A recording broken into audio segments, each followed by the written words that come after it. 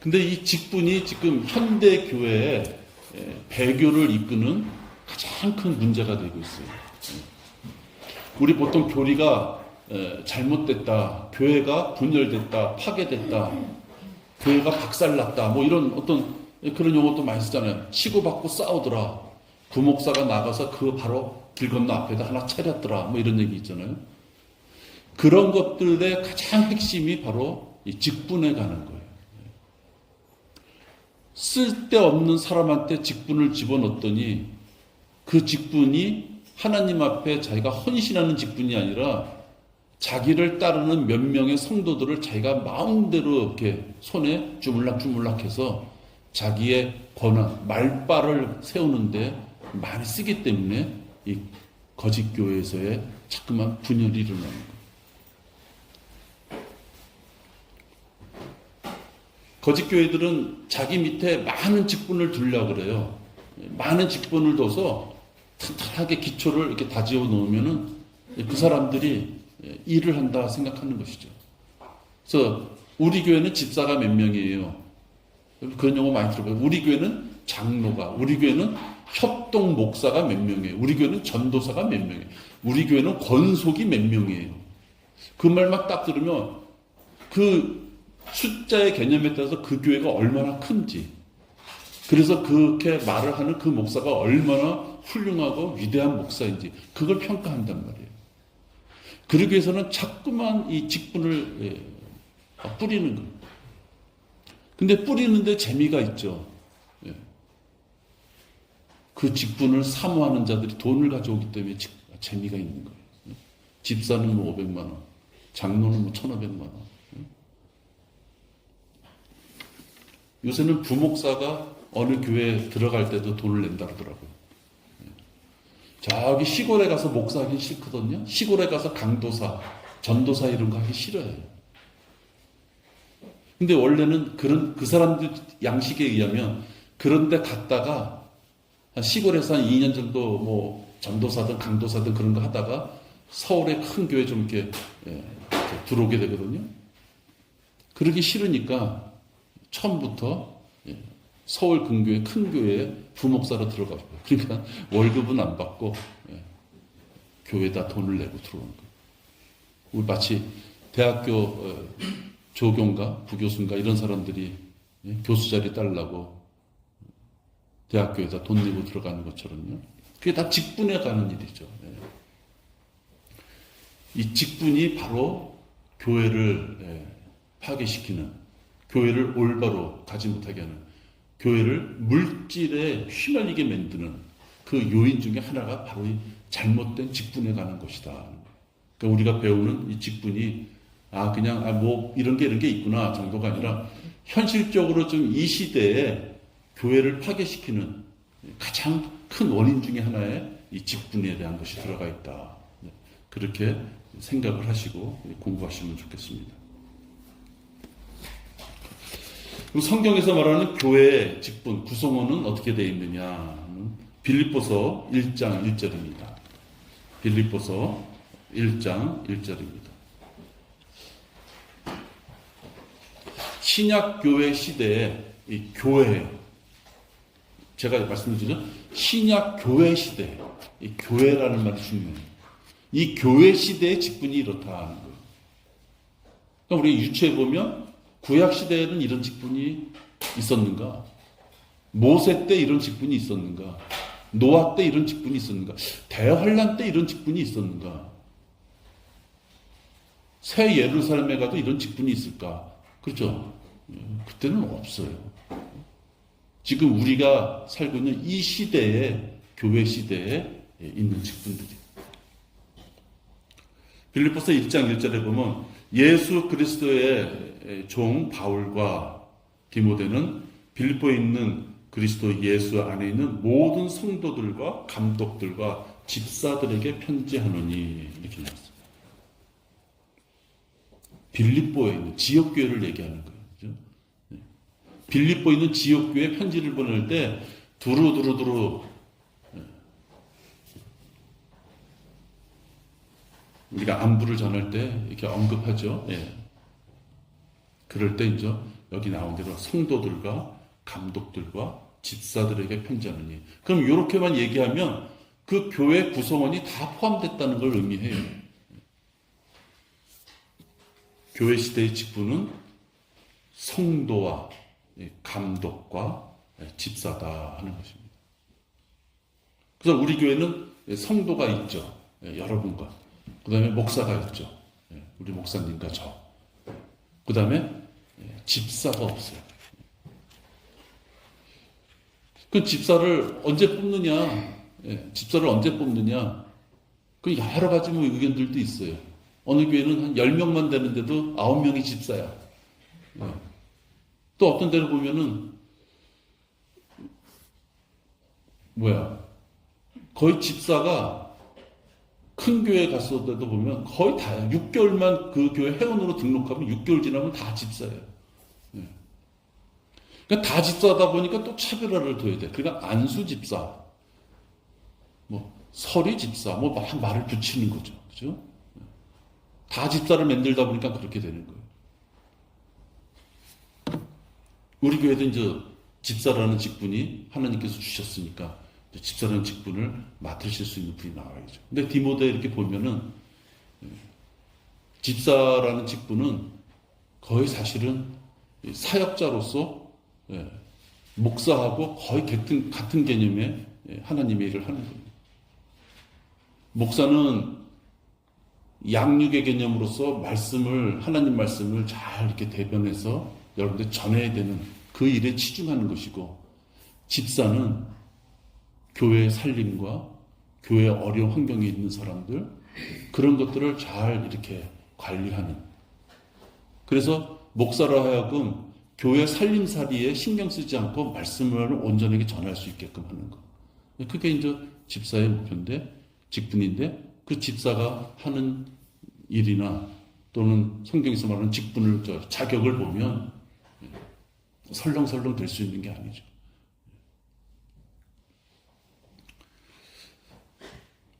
어쨌든 교회에서는 이렇게 성도, 감독, 집사 이렇게 되어 있습니다.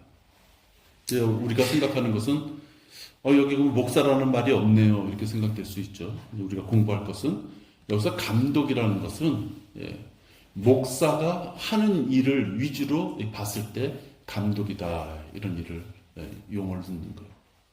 결론적으로 말하면 목사나 감독이나, 그죠? 장로나 다 같은 말이에요. 그거를 이제 우리가 공부하겠습니다. 강도사, 전도사, 권사, 안수집사, 서리집사, 시무장로, 명예장로, 또 예배장로, 예배 순서를 정하는 장로, 건축위원 장로, 말이 많아요. 그죠? 그런 직분을 왜 줍니까? 한마디로 말하면 교회의 재정을 위해서 주는 거예요. 감투 씌워놓고 출석하게 만들고, 감투 씌워놓고 돈 내게 만들고, 그죠? 교회에 묶어두기 위하여 그런 직분이 나오는 거예요. 성경에는 분명히 성도와 감독과 집사, 하나님을 섬기는데 그 수많은 계급, 그런 것을 줄 필요가 없다는 거예요. 그건 니골라파예요. 교회 내에서 어떤 계층화를 줘가지고 상하 관계들을 만들어 놓고 권위적으로 누구를 억압하라고 했을 때 나올 수 있는 것이 바로 그 계급화로 인해서 주는 직분이라는 것인데, 성경에서는 지금 말씀드린 그 수많은 용어의 직분이 없다 하는 것이에요.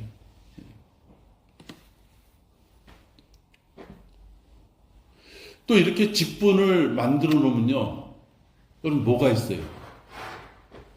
진짜 흔히 말해서 훌륭해서 직분이 올라가든 어쨌든 간에 직분을 맡은 자와 직분을 맡지 못한 자가 달라져요. 김장로, 이장로, 박장로 직분을 나눠주면서도 그 밑에 줄을 서요. 그 현실적이에요. 그죠? 벌어지는 일이에요. 그래서 이번에 안수집사로 누가 올라갈 것이냐. 이번에 건축위원으로 누가 들어갈 것이냐. 파벌이 일어난단 말이에요. 직위를 따라서 사든 진짜 선거에서 들어가든 직위를 받은 자와 받지 못한 자 사이에 시기가 일어날 수밖에 없어요. 여러분 요새 선거 당마다 무슨 경선한다 그러잖아요. 그죠? 아직 본격적인 선거에 들어오지 않는데 그 당에서 누가 대표로 나갈 것이냐. 그거 갖고도 지금 굉장해요. 그죠? 10년 전, 20년 전 얘기가 다 들쳐나오고 싸우는 거 보면 굉장합니다. 하물며 교회에서도 직분을 가진 자와 갖지 못한 자가 분열이 일어나고 서로 비방하고 바로 그런 것들 때문에 또 세상 사람들이 조롱해요. 그놈의 교회는 맨날 싸운다. 그죠? 그게 직분을 가진 자들이 싸우는 거예요. 직분을 갖지 않는 자는 싸울 어떤 명목이나 힘이 없어요. 근데 직분을 줬기 때문에 싸우는 거예요. 그게 바로 세상 사람들한테 조롱을 받는 거예요. 우리는 그런 조롱을 받을 이유가 전혀 없죠. 저는 되게 공고합니다. 여러분, 집사의 직분을 맡을 사람을 구합니다. 공고예요, 공고. 집사의 직분을 맡아서 성도들을 보살피고 어떻게 하면 이 교회에서 하나님의 말씀으로 잘 양육될 수 있는 우리 지체들이 나올까? 목사가 말씀을 전할 때 쓸데없는 것 때문에 신경 쓰지 않고 어떻게 하면 하나님 말씀을 더 온전하게 전할까? 그런 집사가 우리 교회에서도 나와야죠. 그건 하나님이 정당하게 주신 직분이에요. 단지 그 집사의 직분을 맡을 수 있는 그 자격은 자신이 갖춰야 되는 거예요. 집사의 직분을 갖출 수 없는데도 세워놓으면 망가지는 거예요. 썩은 기둥으로 받쳐봤자 남이 보기에는 받친 것 같지만 진짜 어려움이 오고 고난이 왔을 때 그 기둥이 잘 버텨질 줄 알았는데 버티지 못하면 쓰러지고 마는 거예요. 우리 교회도 직분이라는 얘기가 나왔으니까 집사의 직분이 공석이고 나올 수 있는 그런 형제가 있었으면 참 좋겠습니다. 예수님께서 승천하면서 주신 은사들을 이렇게 보면은 교회 시대에 주신 직분들이에요. 여러분 에베소서 4장 11절 보세요. 에베소서 4장 11절입니다.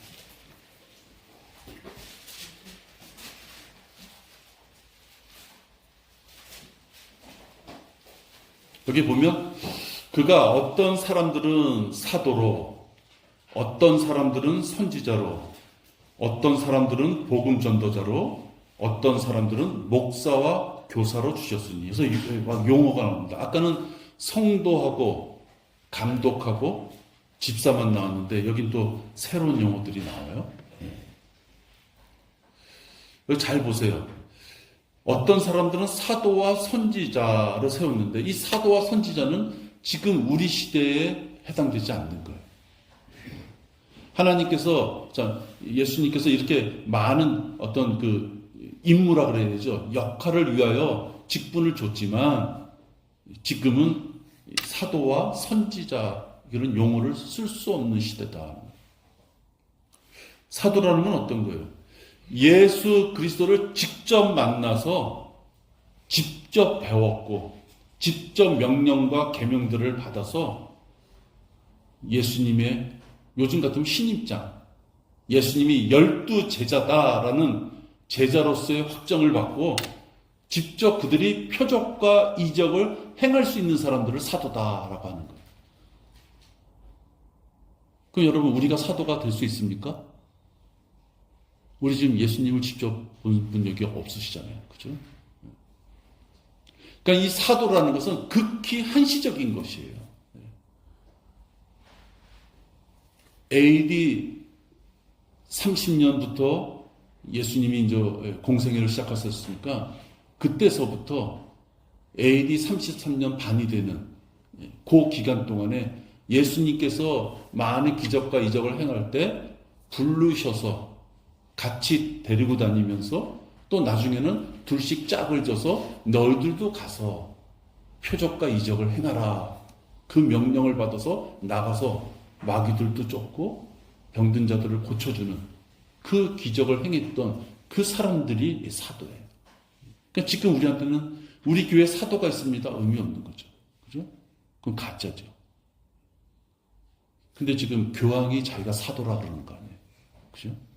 이 교황이 제정신인지 모르겠어요. 그죠? 지금 교황이 표적과 이적을 행합니까? 예수님을 직접 만났나요? 근데도 이 시대에 자기가 사도를 계승했다 이렇게 얘기하는 거예요. 가짜죠. 그 다음에 여러분들이 들어보셨을 만한 말, 제자라는 말이 있어요. 제자. 그죠? 제자는 12제자 이외에 예수님을 따르는 모든 사람들을 다 제자다 이렇게 표현할 수 있어요. 그래서 이 제자라는 말은 포괄적인 얘기예요. 예수님을 따르는, 하나님의 말씀에 따라서 예수님을 따르는 그 모든 분을 제자다 이렇게 표현할 수 있어요. 그러니까 사도라는 것은 제자들 중에서도 예수님을 직접 만나서 예수님으로부터 명령을 직접 받아서 예수님이 주시는 능력으로 표적과 이적을 행했던 자들이라. 그러니까 제자는 넓은 의미다 보면은 그 안에 특별히 사도는 한시적으로 예수님이 계셨을 때 이런 능력을 행했던 자들을 사도다 이렇게. 근데 바울은 어떻게 돼요? 바울은 살아서는 직접 보지 못했지만, 그죠? 직접 부르셔서 빛 가운데 그에게 명령을 내리고 그가 해야 될 일이 무엇인지를 일러주죠.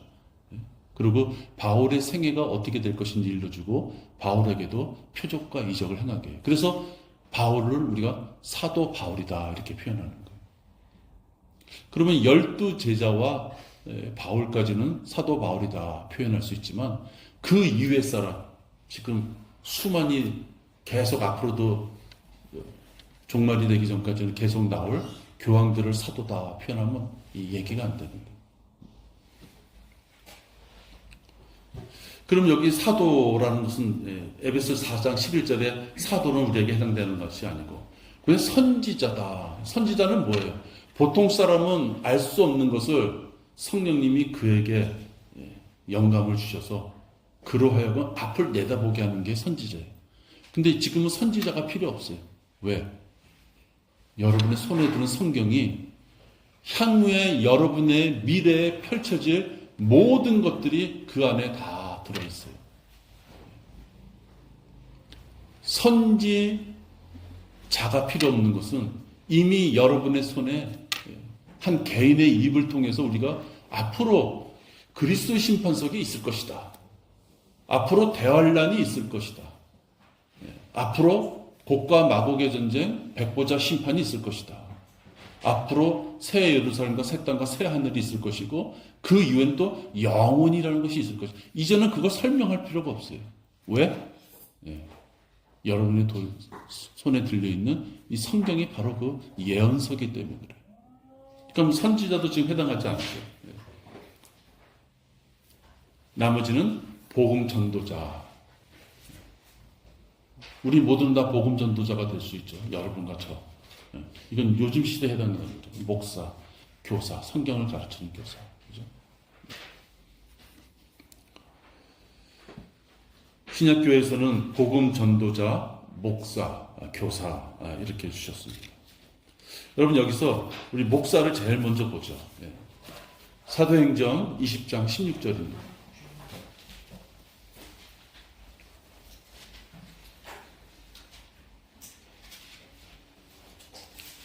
여러분 목사는 목자의 개념이에요. 목사는 목자의 개념인데 목자는 뭐예요? 건물 짓는 사람인가요? 배 타고 나가서 이렇게 물고기들 잡아오는 사람인가요? 아니죠. 우리 목자는 양을 치는, 성경에서 대표적인 그 동물로 생각한다면 양을 치는 자예요. 양을 키우는 자예요. 우리가 목자라고 해요. 목자. 사도행전 20장 16절. 예. 제가 몇 장이라 그랬어요? 죄송합니다. 20장 16절. 예.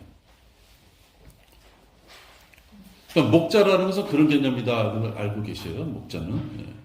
목자는 양을 친다. 우리가 보통 친다 그러죠.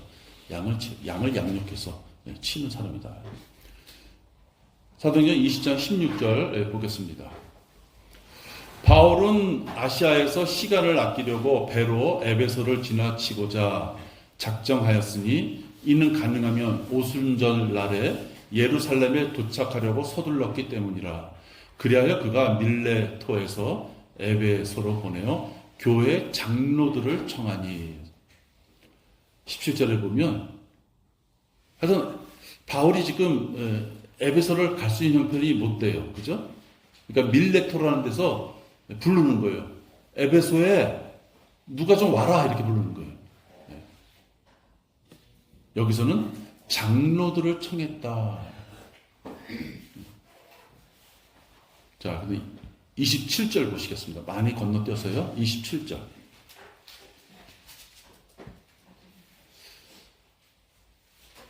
이는 내가 사도행전 20장 27절입니다. 이는 내가 하나님의 모든 계획을 조금 더 주저함이 없이 너에게 전해 주었습니다. 그러므로 너희 자신을 조심하고 모든 양떼에게도 그리하라. 이들을 위하여 성령께서는 너희를 감독자로 세우셨으며 하나님께서 자신의 피로 사신 교회를 돌보게 하셨느니라. 아까 17절에서는 다들 모여. 누가 모여? 장로들 모여 이랬단 말이에요. 장로들. 근데 그 장로들이 모이니까 28절에서는 뭐라고 그랬냐면 너희를 감독자로 세우셨으며. 똑같은 사람이 왔는데 한쪽에서는 장로라 그러고 한쪽에서는 감독자라 그러는 거예요. 그러니까 같은 사람인데 이렇게 부르는 거예요.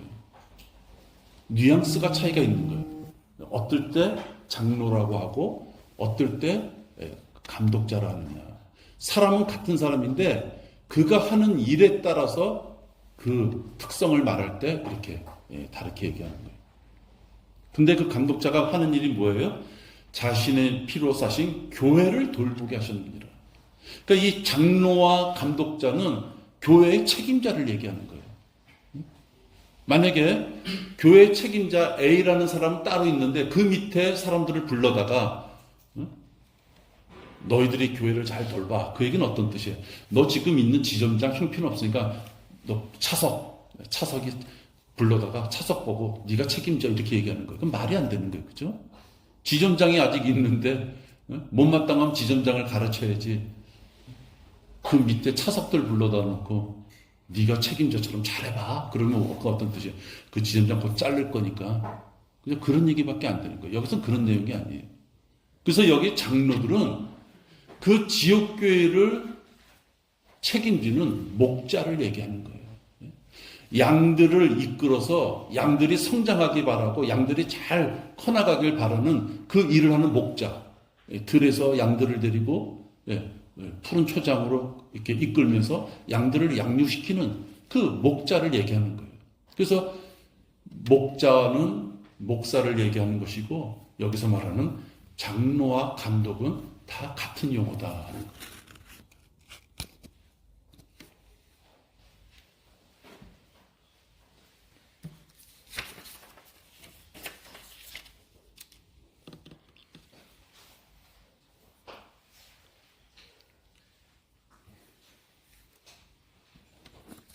하나님께서 누군가를 세워서 교회를 좀 돌보게 하셔요. 지키고 잘 돌보게 해요. 감독이에요. 지켜본다는 뜻이에요. 그죠? 그래서 감독과 장로, 그리고 돌보고 먹이는, 양을 치는 그런 의미에서의 목자, 즉 목사는 다 같은 한 사람을 얘기하는 한 직분이다 하는 것입니다. 베드로전서 5장 1절 보시겠습니다. 몇 군데서 보면서 성경에서 감독, 장로 그런 개념을 지금 어떻게 뭘 하는 사람이다라고 지금 얘기하는지 그걸 보고자 하는 것입니다.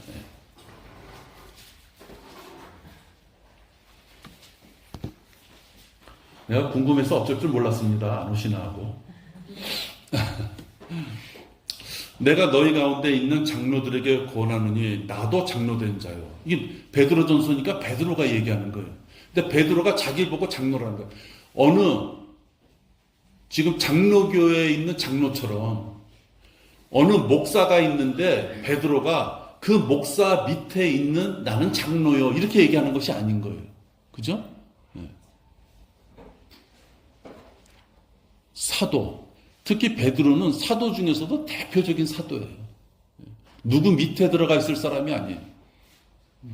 근데 이 베드로가 나도 장로요, 장로 된 자요 이렇게 얘기해요. 나는 목사요, 나는 목자요 이 얘기를 하는 거예요. 근데 그 장로가 무슨 일을 해요? 너희 가운데 있는 하나님의 양무리를 치고 돌보되 이렇게 얘기해요. 그러니까 장로는 양무리들을 이끄는 자예요. 어두운 곳으로, 칙칙한 곳으로, 절벽이 있는 곳으로, 위험이 있는 곳으로 이끄는 자가 아니라 푸른 초장에 그들이 먹고 살찌울 수 있는 곳으로 자기 양들을 이끌고 가서 잘 키우는 자, 그 목자를 얘기한다는 거예요. 하나님께서 맡겨주신 자들을 지배하려 하지 말고 오직 양무리의 본이 되라. 그리고 4절 보세요. 그리하여 목자장이 나타나실 때 너희가 시들지 않는. 장로는 양무리를 치는 자, 목자예요. 목자인데 그 목자의 장이 나타나실 때 예수님이 우리들을 위하여 피 흘려 죽으시는, 그러면서까지도 우리를 구원시키고자 하는 그 목자장으로 나타나실 때까지 시들지 않는 영광에, 나타나실 때 시들지 않는 영광의 멸류관을 받으리라. 아, 양무리를 치는 자들을 목자라고 하는구나 이렇게 알 수가 있어요. 그렇죠? 아, 왜 성경에는 목사라는 말이었는데 왜 그런가? 아, 그렇게 생각하시면 안 돼요.